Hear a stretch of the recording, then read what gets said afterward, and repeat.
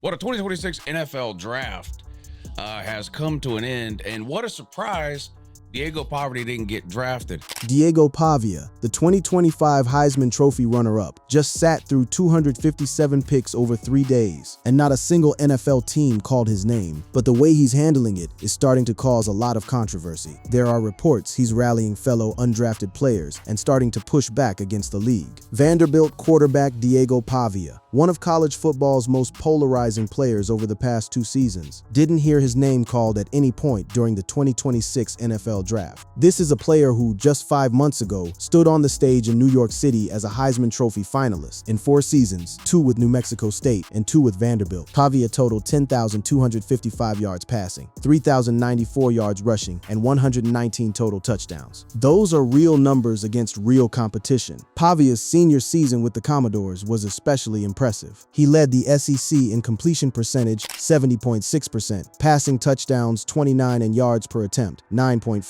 His 4,402 total yards led all Power 4 players, and that accounted for more than 70% of the Commodores' total offense. This man was not a system product riding some easy schedule. He was the engine of an SEC offense, and when the draft came around, the controversial passer became the first Heisman Trophy finalist to go undrafted in the NFL Draft since 2014. The last person that happened to was Jordan Lynch out of Northern Illinois. That player was Jordan Lynch, a running quarterback from Northern Illinois who unsuccessfully tried to change positions in the NFL. Now consider the company Pavia was keeping during the Heisman ceremony. Pavia, 24, became the runner-up for the Heisman Trophy last year at Vanderbilt, finishing behind then Indiana quarterback Fernando Mendoza, and in front of then Notre Dame running back Jeremiah Love, who were the No. 1 and No. 3 overall picks in this year's draft, respectively. Fernando Mendoza went first overall to the Las Vegas Raiders. Jeremiah Love went 3rd overall. Pavia, he went nowhere.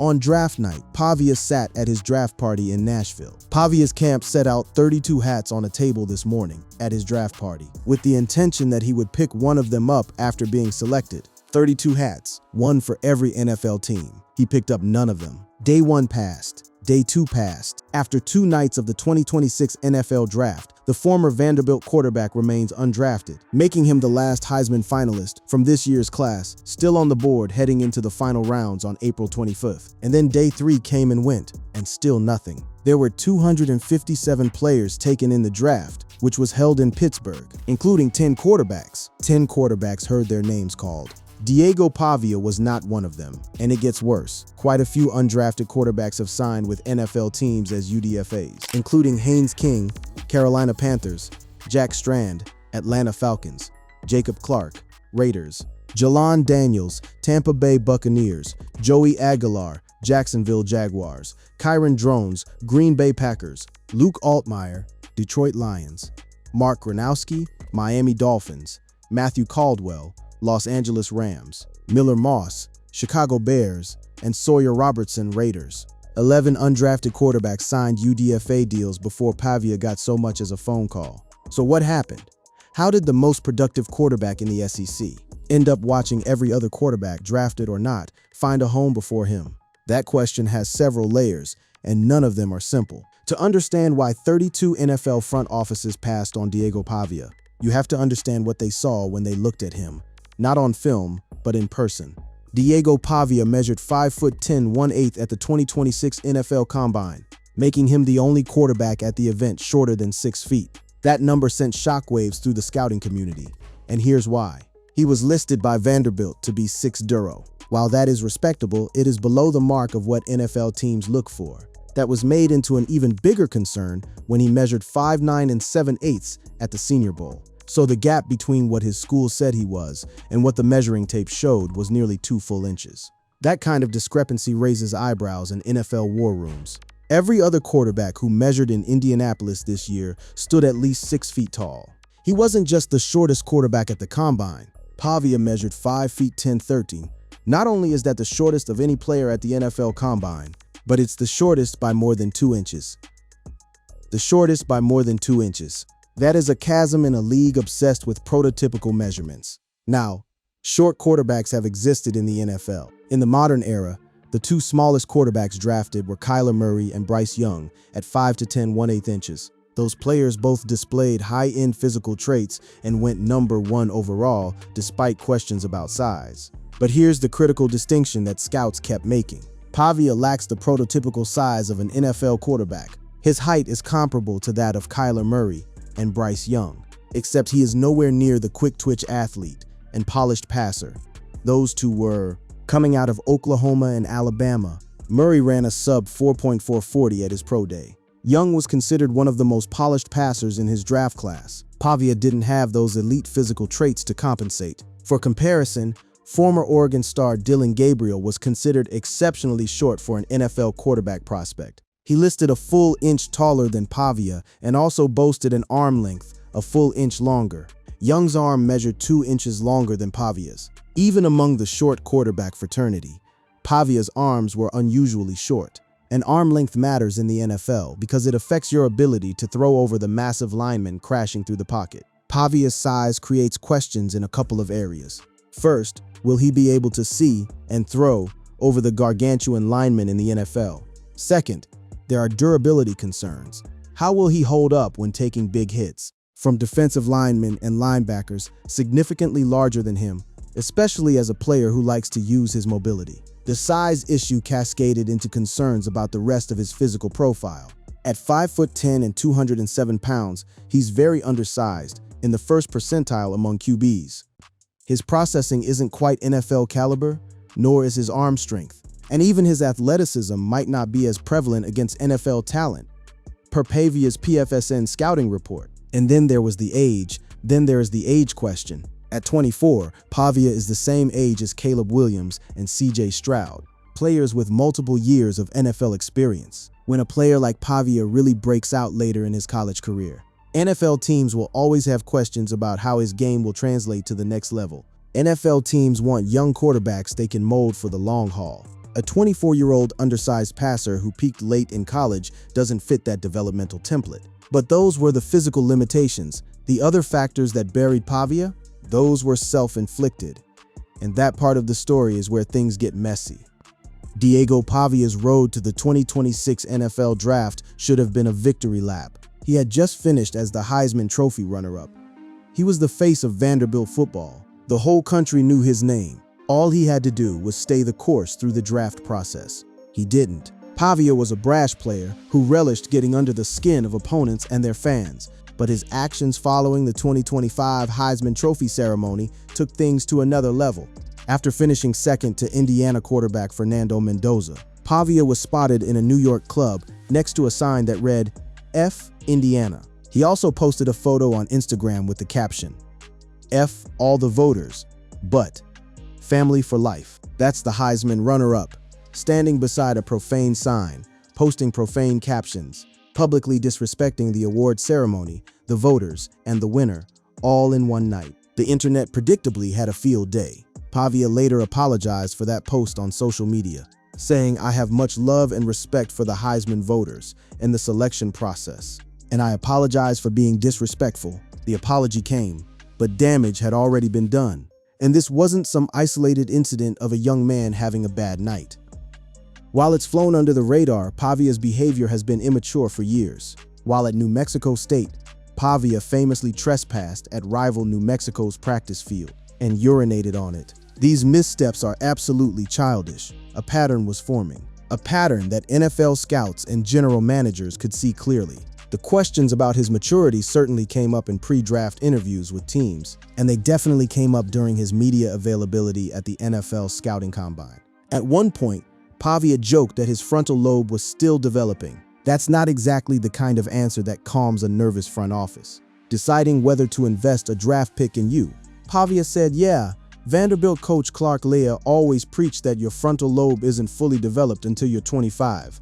I just turned 24, so I got like 360 more days to go. When you're asking a billion-dollar franchise to trust you with their offense, joking that you're not neurologically mature enough to make good decisions is a devastating soundbite. Then there was the agent situation. Based on a viral interview clip with John Gruden earlier this spring, it appeared that Pavia had not hired an agent ahead of the pre-draft process. A clip went viral of Pavia telling John Gruden he was representing himself. The impression that he isn't arose from the fact that someone ripped a clip from Pavia's 70-minute interview with John Gruden that failed to reflect the broader context of the conversation, said Pavia in the clip that went viral earlier this month.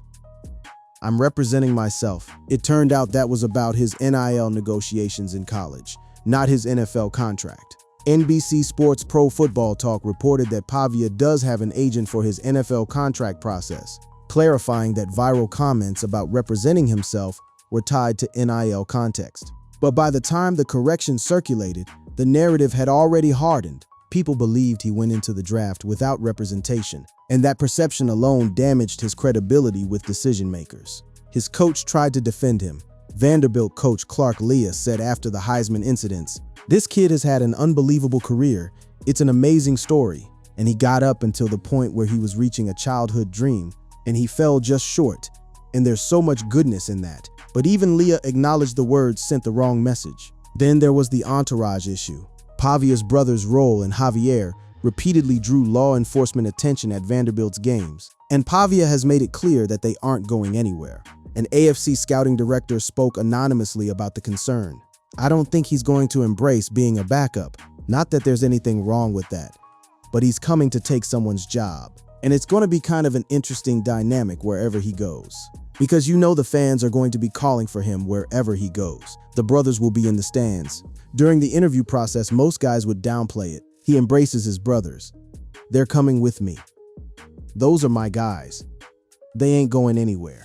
Signing Pavia comes with a circus, and some teams may feel his game isn't good enough to warrant the potential headaches he could cause. That's a damning assessment from someone with actual decision-making power. The takeaway was clear. Diego Pavia might bring too much noise for a player whose on-field tools don't check the NFL boxes. And so when draft weekend came, nobody called. Here's where the Diego Pavia story takes on a different texture entirely. Because for all the controversy and all the measurables concerns, the man's journey to this point is one of the most remarkable paths any college football player has ever taken. Pavia was born on February 16, 2002 in Albuquerque, New Mexico. He was raised in a single-parent household by his mother, Antoinette Padilla, who worked as a nurse. Pavia attended Volcano Vista High School in Albuquerque, where he was a three-sport athlete, playing football, baseball, and wrestling, the latter of which he won a state championship in. Despite being offered a partial college wrestling scholarship from Nebraska, he opted to pursue football. That decision, turning down a guaranteed scholarship to chase football with 0 Division I offers, tells you everything about who this person is. Despite this, however, he was not offered a single Division I scholarship to play the sport at the collegiate level, and only received 2 offers at the Division II level. No FBS school, no FCS school, 2 Division II offers. That was the market for Diego Pavia coming out of high school. So he took the JUCO route. After failing to receive said Division I scholarship, Pavia decided to go the junior college route to pursue his dream of playing college football, and committed to New Mexico Military Institute. And what he did there was nothing short of extraordinary. Over 2 seasons with the Broncos, Pavia started 21 games, going 16-5 while throwing 31 touchdowns to just 4 interceptions, and adding 3 scores on the ground. In 2021, he led NMMI to a 12-1 record, and a victory over Iowa Western in the NJCAA championship, a national championship at the JUCO level. The kid nobody wanted led his team to the pinnacle of junior college football. That championship performance directly altered his life. New Mexico State coaches Jerry Kill and Tim Beck planned to offer Iowa Western quarterback Nate Glantz a scholarship, heading into said title game. But after a 3-touchdown performance in a 31-13 victory, they changed their minds. The coaches came to recruit someone else, watched Pavia light up the field, and handed him the scholarship instead. That's the kind of thing that only happens in movies, except it happened in real life in a small JUCO stadium in the middle of nowhere. At New Mexico State, Pavia continued proving people wrong. The signal caller then went on to start 23 games for the Aggies across 2022 and 23, scoring 52 total touchdowns while notching a 14-9 record, which included a notable upset victory on the road against Auburn in 23. He took a program that hadn't won 10 games since 1960 and turned it into a contender. In his second season at New Mexico State, Pavia led the Aggies to a 10-5 record. The program hadn't enjoyed a 10-win season since it went 11-0 in 1960 and picked up Conference USA Offensive Player of the Year honors. Then came Vanderbilt. Following the 2023 season, Pavia transferred to Vanderbilt, alongside Beck, his offensive coordinator, and tight end Eli Stowers, for what he initially believed would be his final year of eligibility. The moment he arrived in Nashville, things changed. In his first season with the Commodores, Pavia transformed into a household name. He turned heads on October 5, 2024, when he totaled more than 300 yards of offense and fueled a 40-35 win over then No. 1 Alabama, helping Vanderbilt beat the Crimson Tide for the first time in 40 years and notch its first ever win versus a top 5 opponent. That year, the Commodores went 7-6, registering their first winning season since 2013. But Pavia wasn't finished. He sued the NCAA over eligibility rules that counted his JUCO seasons against his Division I clock. He also became a major figure in the NCAA eligibility fight, suing over rules that counted junior college seasons against his Division I clock. He won. He got another year, and with that extra year, Pavia led Vanderbilt to a 7-6 season and a victory in the Birmingham Bowl in 2024, before taking the Commodores to heights the program had never seen before this past season. Vanderbilt achieved its first 10-win season in program history with Pavia at the helm of the offense. He won the 2025 Johnny Unitas Golden Arm Award and was named a finalist for the Heisman Trophy, becoming the first ever Vanderbilt player to receive either honor, the first in the entire history of a program that has existed since 1890. Diego Pavia was the one who did it. This is not a guy who stumbled into success. And that's exactly why what happened next cut so deep, and why the football world had something to say about it. When the draft ended and Diego Pavia's name remained uncalled, the reaction was swift and divided. Critics gleefully pointed to the Heisman night antics as karmic payback. Supporters argued that 32 NFL teams just made a colossal mistake, and several prominent voices stepped into the conversation to stand with the undrafted quarterback. Colorado head coach Deion Sanders was among those voicing support for Pavia following the NFL draft's conclusion. "I believe in you, my man," Sanders wrote on X. Sanders wasn't speaking randomly. His son, Shedeur Sanders, was widely projected as a first-round pick, before sliding all the way to the 5th round in the 2025 NFL draft. That fall turned into one of the biggest talking points of that draft cycle, and it clearly stuck with Deion. He knew the sting of watching someone you believe in get passed over, and so he reached out publicly, putting his Hall of Fame credibility behind a 5'10" quarterback from Albuquerque. Deion Sanders Jr. also tweeted, "Make them regret it, Diego Pavia 02. The Sanders family, which had lived through its own draft nightmare, was now rallying behind Pavia. Meanwhile, Pavia himself was doing what he's always done, refusing to fold. "The guys that I'm playing every single Saturday are the guys you're drafting first round," he said. So why does 5'10" even really matter? Go watch the tape. That defiance, that raw, unfiltered refusal to accept the narrative, is the same energy that got him from a JUCO field in New Mexico to the Heisman stage. And it's the same energy that some NFL teams found uncomfortable, but at least one team was willing to listen. On Sunday, ESPN's Adam Schefter reported that Pavia has accepted an invitation to join the Baltimore Ravens at their minicamp next week, finally giving the undrafted free agent an NFL landing spot. The landing spot wasn't a contract.